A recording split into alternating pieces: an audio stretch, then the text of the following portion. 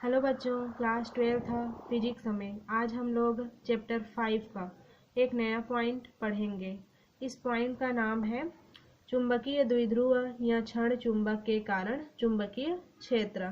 ये वाला हम लोग जब विद्युत क्षेत्र था ना, विद्युत क्षेत्र की तीव्रता, उसके लिए जो व्यंजक हम लोग निकाले थे उसमें जैसे ई का प्रयोग किए थे, विद्युत क्षेत्र की तीव्रता ई ज्ञात किए थे, वैसे ही हम लोग निकालेंगे चुंबकीय क्षेत्र की तीव्रता बी के लिए व्यंजक ज्ञात करेंगे।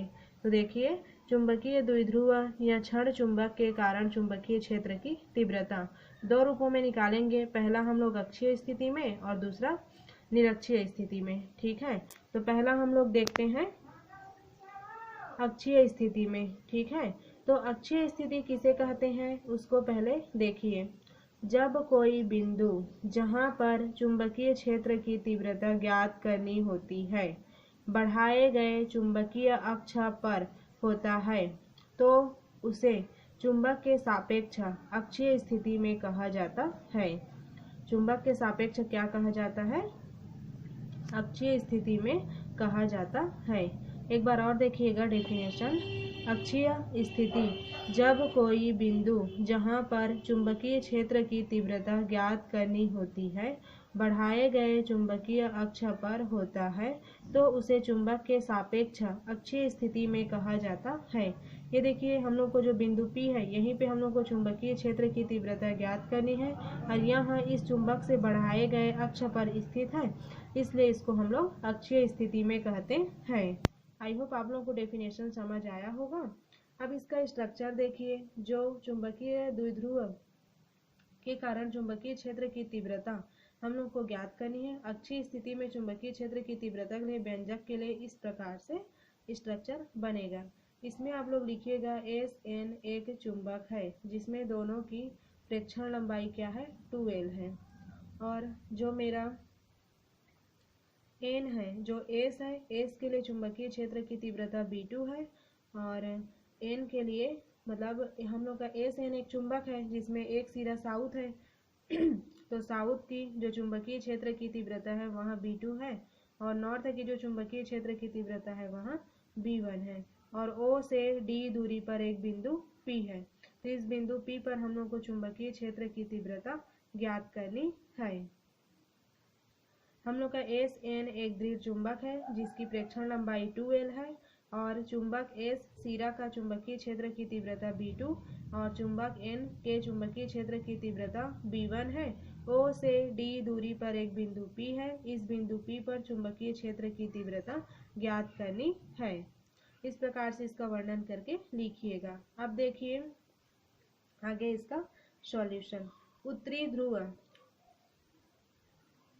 ध्रुव N को बोलते हैं। ठीक है, तो उत्तरी ध्रुव N के कारण बिंदु P पर चुंबकीय क्षेत्र की तीव्रता, जो उत्तरी ध्रुव N है इसके कारण जो बिंदु P है तो बिंदु P पर चुंबकीय क्षेत्र की तीव्रता, उत्तरी ध्रुव N के कारण बिंदु P पर चुंबकीय क्षेत्र की तीव्रता क्या हो जाएगा?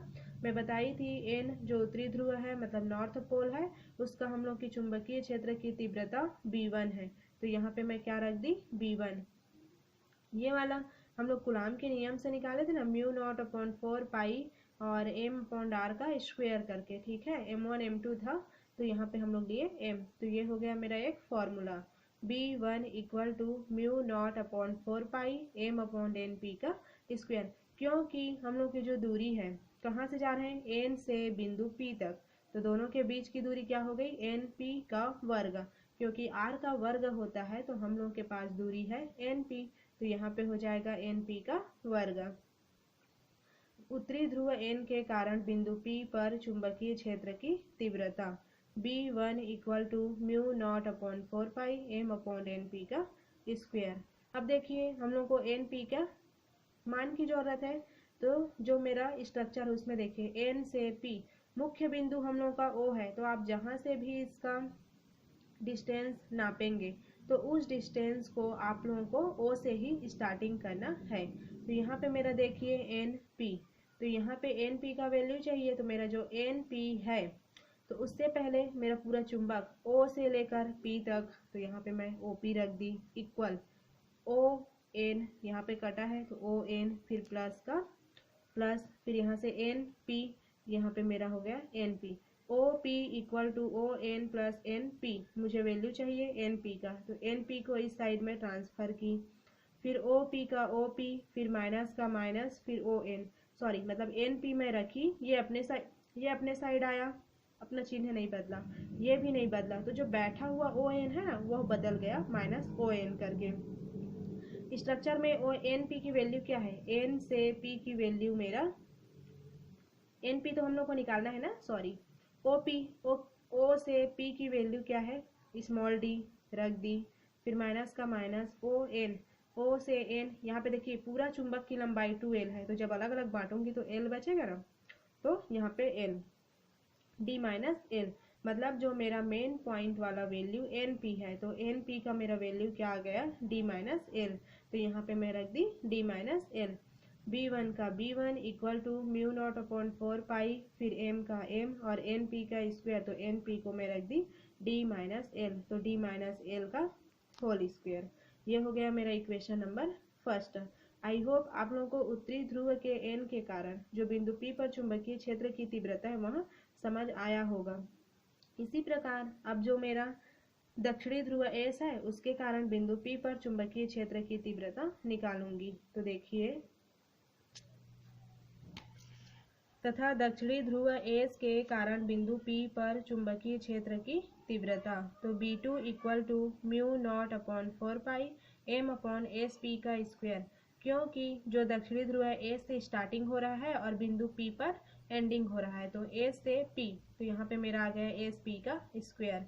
B2 equal to mu naught upon 4 pi M upon S P का स्क्वायर, फिर B2 का B2 म्यू नॉट अपॉन 4 पाई का म्यू नॉट 4 पाई एम, और एस पी आप लोग स्ट्रक्चर देखिएगा, एक बार मैं बता रही हूँ एस पी किससे मिलकर बना है ना, एस से पी आप लोगों को मैं बताई थी, जो भी लोगे तो केंद्र ओ, जो चुंबक का ओ है उसको आप लोगों को लेना है, तो ए से पी, तो एस पी का वैल्यू ज्ञात करना है, S P equal to S O plus O से पी, ठीक है, एस ओ से मिलकर बना है, ओ पी से मिलकर बना है, तब जाके मेरा ये क्रिया पूरा हुआ है, तो S P equal to S O plus O P होगा, ठीक है।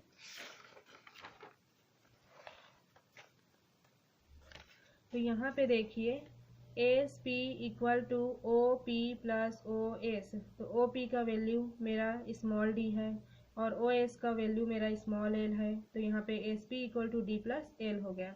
तो यहाँ पे मैं क्या की, जो मेरा एस पी था वहाँ पे मैं रख दी डी प्लस एल और पूरे होल का स्क्वायर, क्योंकि एस पी का स्क्वायर है, ये हो गया।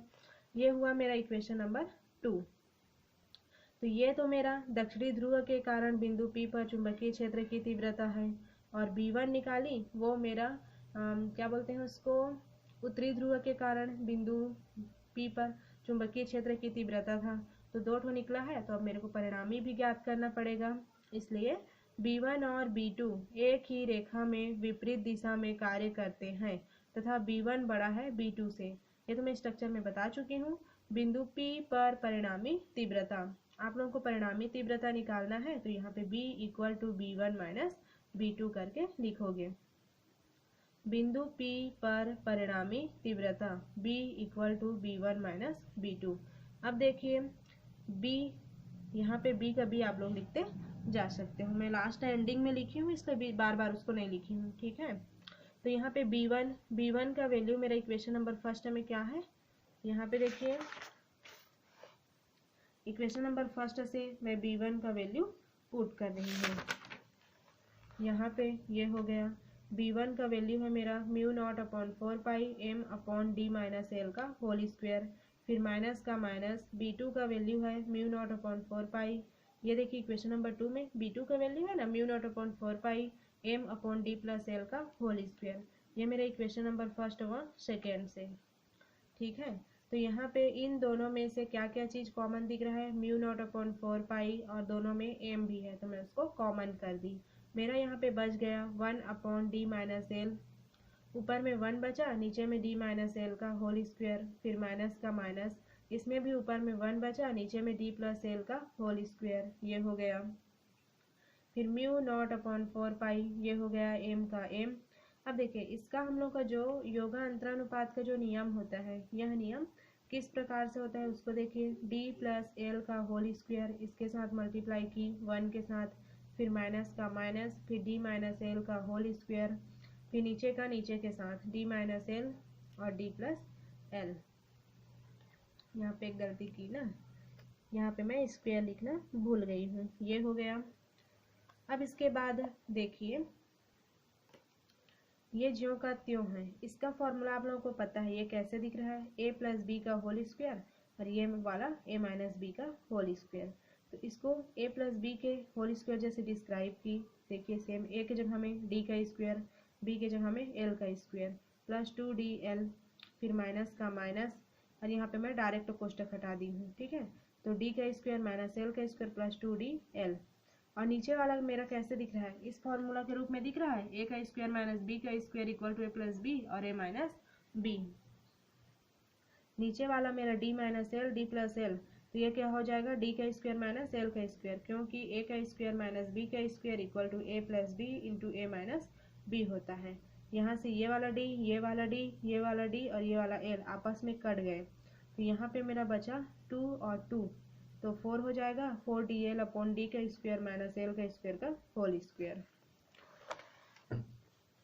इस प्रकार से बचा। यहाँ पे सब में आप लोगों को बी बी लिखना है ना, लिखोगे तो बी में चुंबकीय क्षेत्र की तीव्रता यहाँ से निकाल रही हूँ।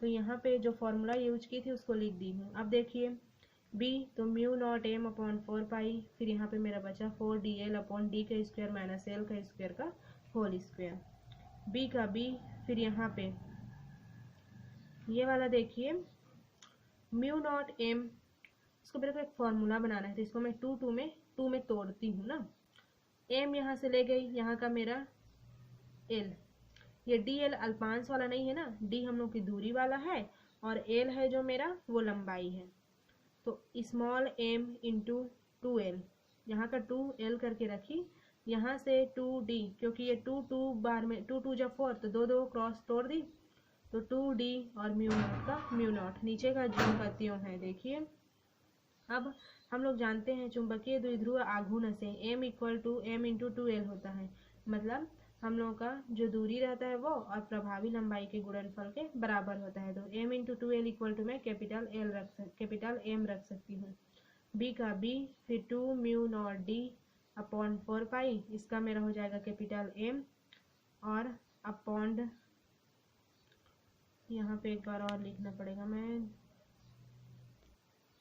यहाँ पे देखिए, यहाँ पे तो मैं आप बोली वैसे कि कैपिटल M, लेकिन यहाँ पे हम लोग का क्या है, जो D है वो बहुत ही बड़ा है स्मॉल l की तुलना में, इसलिए जो स्मॉल l है उसको नगण्य मान के छोड़ देंगे तो ये हट जाएगा, तो ये 2 जा 4 हो जाएगा, इसलिए यहाँ पे D का पावर 4 है।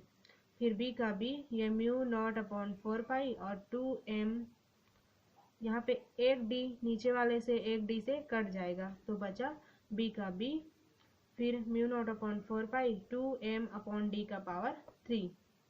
तो जो क्षण चुंबक के लिए हम लोग को अक्षीय स्थिति में चुंबकीय क्षेत्र की तीव्रता ज्ञात करनी थी वो यही है। तो आई होप आप लोगों को जो चुंबकीय क्षेत्र की तीव्रता के लिए अक्षीय स्थिति में जो सॉल्यूशन निकालना था वो यही है, आप लोगों को समझ आया होगा। तो आज के वीडियो में इतना ही रखते हैं, थैंक यू।